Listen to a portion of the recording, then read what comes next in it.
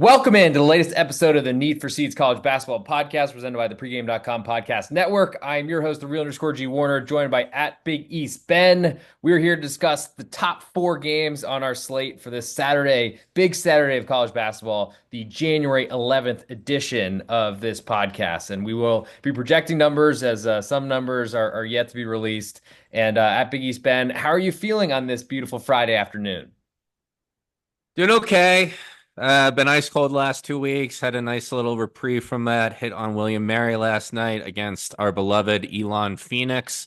Ooh. But yeah, great slate to bounce back with this weekend. Looking forward to it.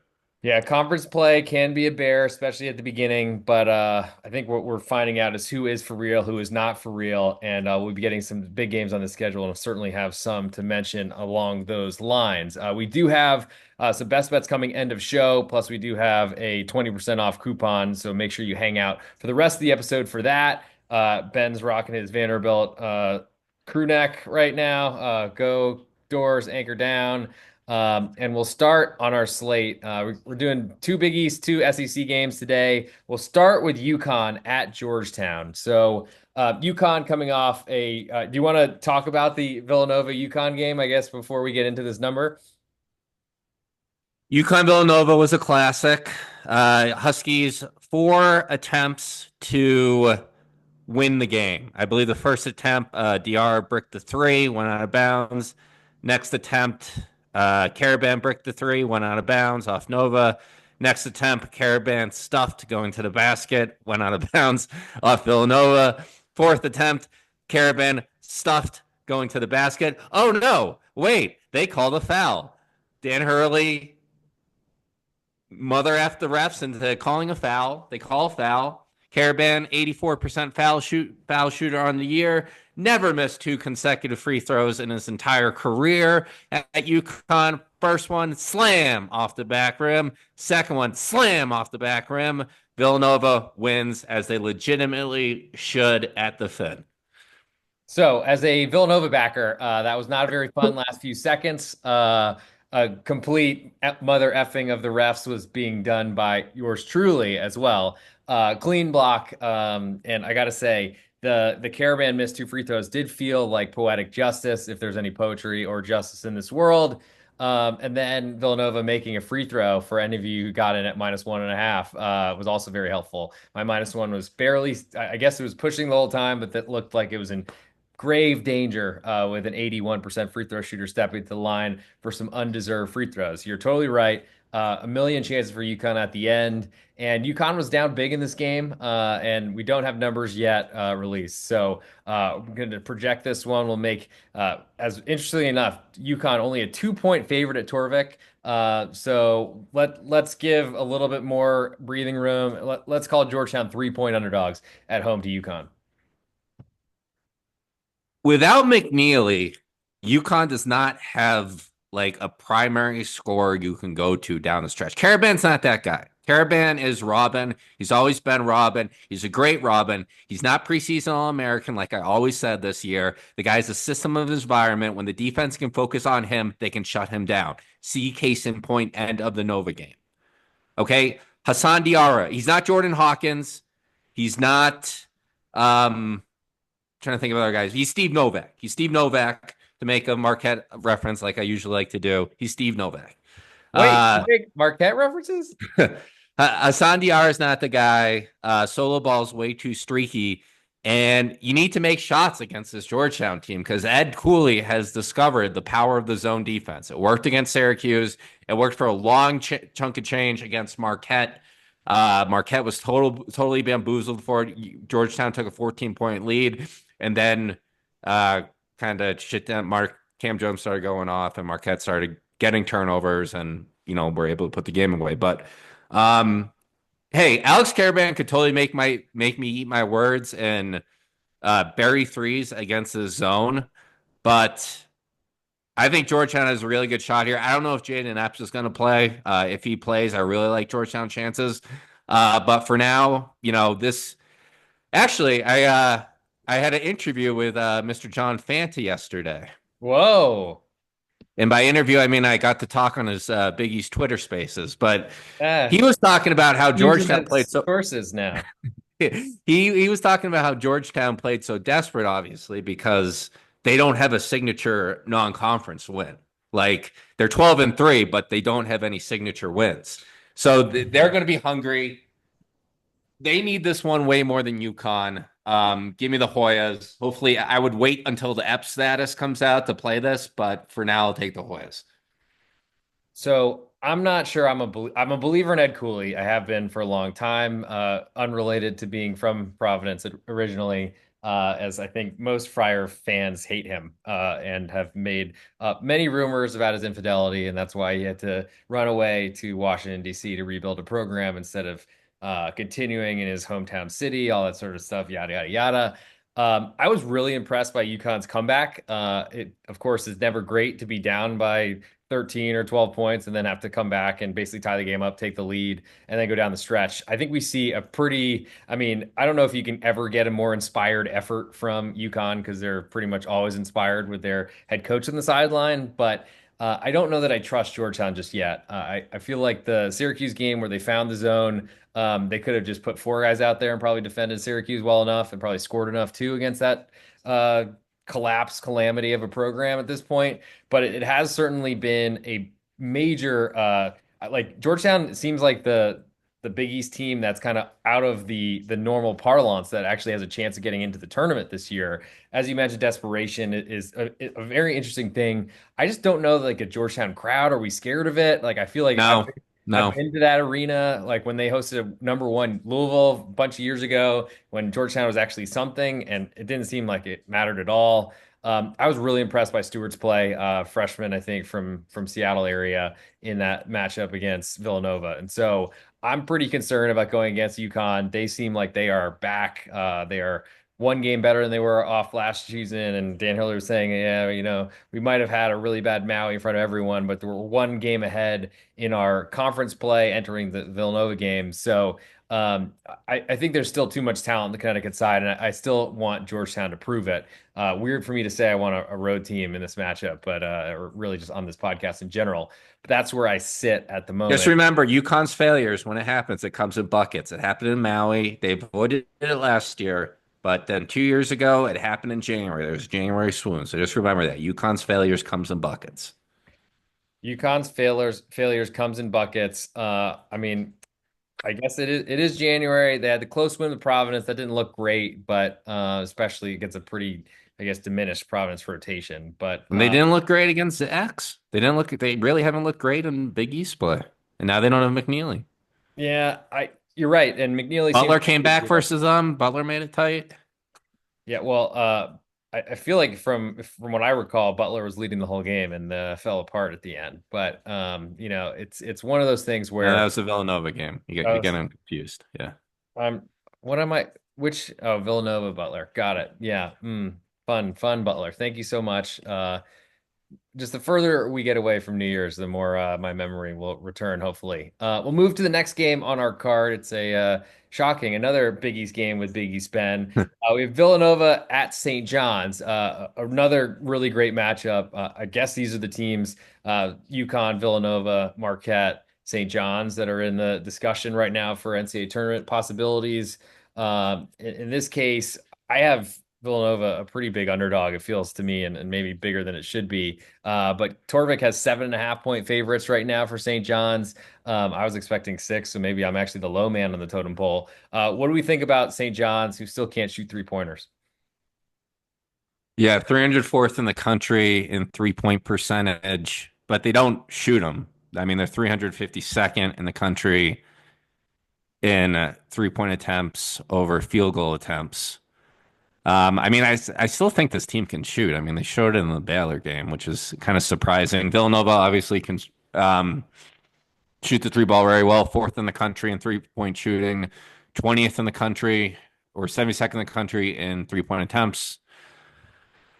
Ask you It's this something. one's Ask you tough. I something. mean, we Hold on. Whoop. You said that St. John's can shoot 3 pointers because of their experience with Baylor. Do you want to stand by that comment? well they were Yeah, why? Are you pulling up the box score or something and prove me No, wrong? no, no, no, no. I'm not. I'm just like the Baylor defense has been so bad and has been like embarrassed by Gonzaga, and we're just talking early season.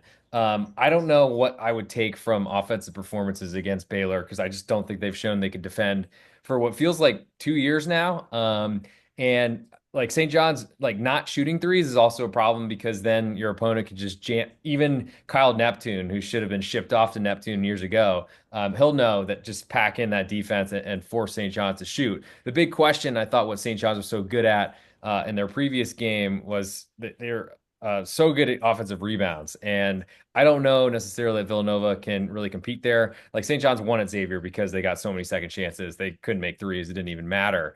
Villanova on the other side, they're playing a kind of a wing at the four position in Longino. And I feel like the combination of Kadari Richmond, who's a giant for a point guard or shooting guard, whatever you want to call him, plus Lewis that you have there, and then Aaron Scott, the North Texas transfer. I feel like that's going to be a really tough thing on the glass. Yeah, I mean, Ejiofor is a great rebounder. Um, Totally. no, it's insane. Ejiofor has attempted more three-pointers than Kadari Richmond this year. Both are awful, but he's attempted three more three-pointers. I think Um, because they literally dare him every time. And Zuby's been shooting better at those. I mean, if he all of a sudden starts to shoot those, he's like the most improved player, I feel like, unless I'm forgetting Ben Gold's recent climb to number one status. I feel like most improved player in the Big East Conference so far. yeah. Um, I'm gonna go with. Uh, I'm gonna go with St. John's, the Madison Square Garden. There's more of a chance for fucking the Avalanche to come with St. John's and getting that crowd going. And Villanova is due for some regression here. They've been playing way too well lately for what the team started as. I mean, the Johnnies absolutely dominated Xavier on the road. Still a tough place to play at the Cintas Center. I like I like the home team here. Yeah, so not really sure what number to use because we're doing this a little bit early as I'm trying to scoot off to the Big 12. Just kidding, the Jerry World Cotton Bowl edition, but not the Cotton Bowl edition, as we figured out on the College Football Podcast hosted by pregame.com. If you want to check that out, go do that on this same feed. But yeah, I'm gonna go with. I just haven't seen St. John's with a great crowd at MSG in a while, so I feel like we might get a little bit of extra. You have?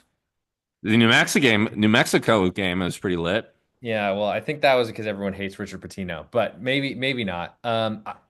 In Big East play, I feel like the St. John's crowd leaves a lot to be desired. There's a ton of Villanova in New York, plus I expect a lot of people to take an hour and a half train up from Philly. So I'll take the points. It doesn't feel great. I'm really not loving road teams at all in this world and life and in general, but I guess we're 2 for 2 on the real_G Warner side on this podcast so far. Two more games left to discuss. We'll go to the SEC, where it just means more. Alabama visits Texas A&M in what should be a pretty good matchup of teams that are in the top whatevers, but so is everyone in the SEC. To me, I mean, Texas A&M finally got their chance to beat Texas. It only didn't work on the football field, but it did on the hard court. Now Alabama is on the road at Texas A&M, another big game after Alabama came off a blowout victory on the road at South Carolina. Back-to-back road games, I feel like it's challenging. We have Alabama looks like about a pick 'em or a 1 point favorite on the road at A&M. What do you got over there? Yeah, I mean Texas A&M. I turned the game off. I thought it was over. Oklahoma had an 18-point lead in the second half, and Wade Taylor was out for Texas A&M, and Oklahoma could have missed, and Texas A&M somehow came back. So I don't know how they did it, but there's a lot of grit there. What'd you have for a line in this game? I'll say pick 'em. I, Pick I them? guess I guess the only thing about calling it pick'em is if Wade Taylor's out, then Alabama will probably close the favorite. So I'll go to the -1 side of this projection wise. Alabama's probably favorite though. So I think if you're looking at A&M, expect them to be an underdog between 1 and 3 points is where we're projecting it right now. Yeah, I mean the SEC.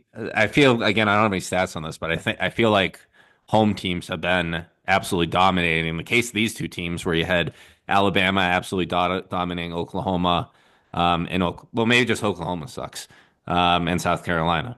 OU Um, definitely sucks. I will agree with that statement. yeah. I like Texas A&M here. That's it's going to be a tough environment to make threes. I just picture this is like a similar game to that Kentucky A&M last game last year that went into overtime, and that place was absolutely nuts. Um, I would love, I would like it a lot more if Texas A&M was coming off a loss to Oklahoma in this spot. But the home crowd's too much. Alabama, I could see them kind of again. What Alabama team is going to show up? Is it going to be the team that showed up at Purdue, which I think is more similar to environment to Texas A&M, or is it going to be the team that showed up at North Carolina, which we've always talked about is more of a wine and cheese crowd? I think it's going to be the former. I like Buzz's guys on this one. Yeah, hard to pick a lot of faults in a Alabama schedule. Of course, they play the best teams in the lower conferences like Arkansas State and McNeese State. They lost by 9 to Purdue, lost by 2 on a neutral to Oregon. I'm trying struggling to find flaws in Alabama. They look like one of those teams that might just be too good to fade. But if they're a favorite on the road at A&M, which it looks like they will be, especially if Wade Taylor's out, and that's not a small loss, certainly not. But I'll join you on Texas A&M as I finally get to a home team. Last game that we're going to cover before we get to best bets, and of course the save money portion of the show. We're going to stay in the SEC, as I just said. It just means more.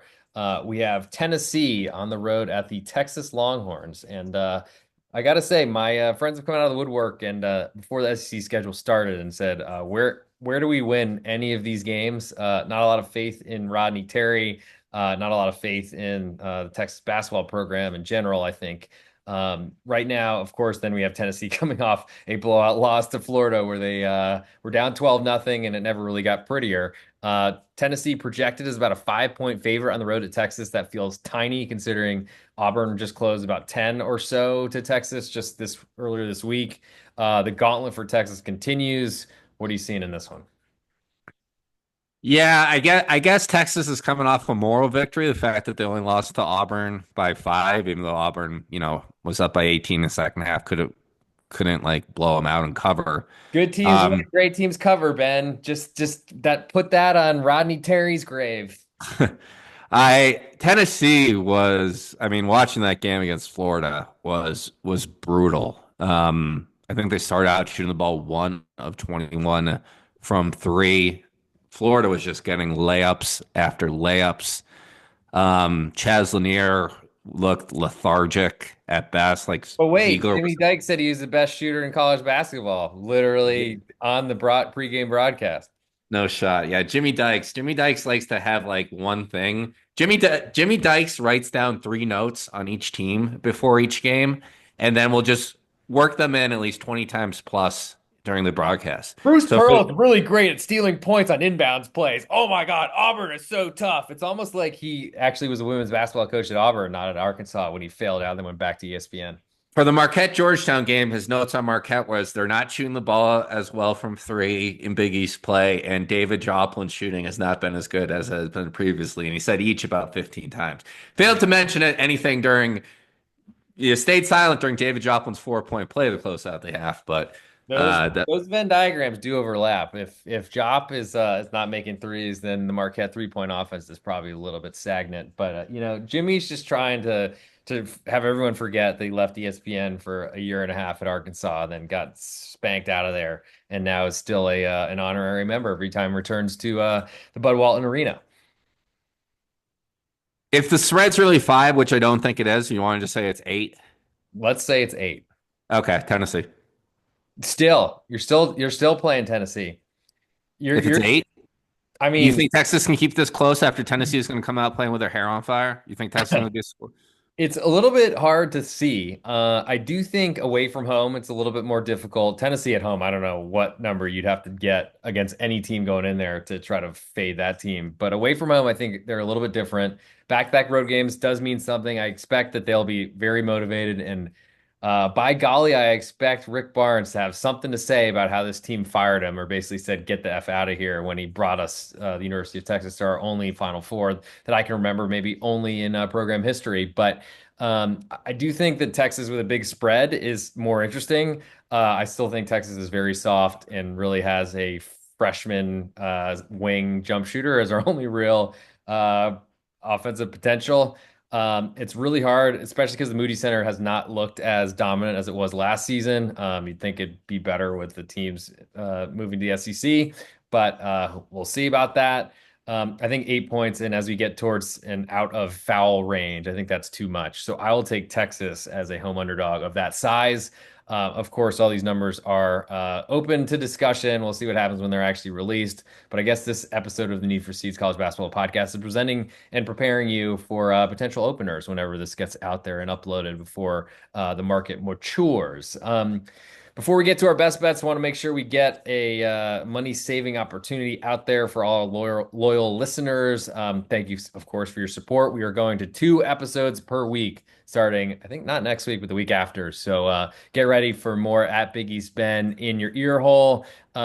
For this episode, the promo code Dribble20, good for 20% off for all listeners of this college basketball podcast, good for 7 days from the podcast release. So you have until the 17th of January, but don't wait. We have picks coming out each and every day, and rest of season action is the best way to get and save the most, get your best bang for your dollar, is that 20% off, and use that code as we don't really give much higher than that. Again, Dribble20, Dribble20, at Big East Ben. Which game are you going to for your best bet so I can get you a number? We are going to Indianapolis. Indianapolis. Creighton at Butler. What do you have for Butler. number? All right. Butler. Creighton at Butler. It's an early start. Looks like Torvik has this one about a pick 'em actually, but Creighton a 1 point favorite, it looks. 1 point favorite. Great. So folks, there are great programs, there are good programs, there are bad programs, there are programs on life support, and there are dead programs. Dead, dead, dead. The Butler Bulldogs fall into that category. They have lost 8 in a row. Their season is over. Thad Matta is being held together by scotch tape and Zinn.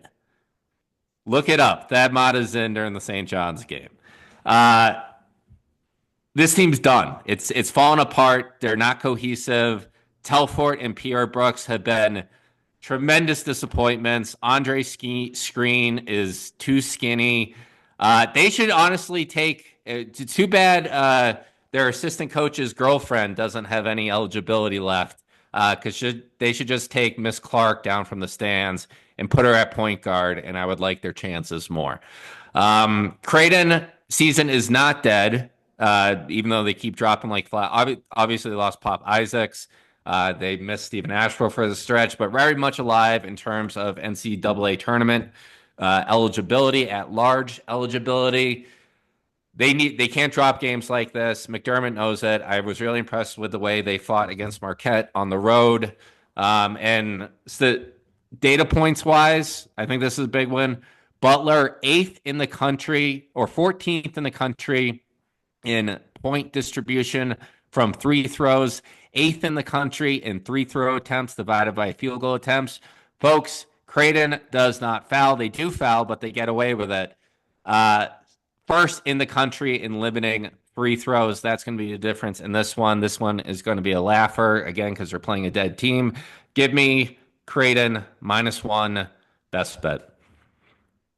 Creighton -1 as Big East Ben is already bringing out the shovels to throw dirt on the carcass of Zin Mobile Thad Matta. I'm going to go a little bit east of that one. I'm going to stay in the ACC where it must mean less because speaking of dead things, that conference might be dead. As UNC is trying to run like heck to get into the SEC. Expect UNC and Duke probably to come over at some point to the SEC as we look to surpass the Big Ten with more teams. For my best bet in this episode, I'm going to go with North Carolina State, Wolfpack at home. They are a 3 point underdog, according to Torvik. I'm expecting them to be a little bit smaller even, so I'll take them as an underdog. This is literally who NC State lives to beat, lives to play. Crowd should be jumping, will be nuts. Don't worry if the students are not back from school just yet. I'm not a believer in UNC. They did somehow steal a game at Notre Dame, but didn't cover with a similar spread last weekend. I think we see a similar result here, but I think North Carolina State's going to win this game. So I'll They take. played well against SMU. They couldn't miss. Yeah, NC State, to me, they had an incredible run to the Final Four last season that at Big East Bend and at the real Griffin Warner attended. Unfortunately, we were looking for Marquette to be there, but it's a little bit different game, different style. But we'll hopefully see Kevin Keatts and his team living off of that home court environment. North Carolina doesn't, to me, seem like a great team. We'll still see what the status of Seth Trimble will be. And I just don't really believe in this North Carolina team, don't believe in their coaching staff, and really looking forward to Hubert Davis being a chair on College Game Day, rotating next season. And that'll do it for this episode of the Need for Seeds College Basketball Podcast. Not to be confused for the Need for Screens or the Need for Buster Screen of Butler, the dead basketball team that Ben just put all this dirt on. But we'll see you next week for one more episode before we go to two per week for the rest of the college basketball season. Make sure you go throw that promo code in there, dribble20, good for 20% off for all listeners to this college basketball podcast. And we'll see you next week on the Need for Seeds College Basketball Podcast, presented by the pregame.com podcast network.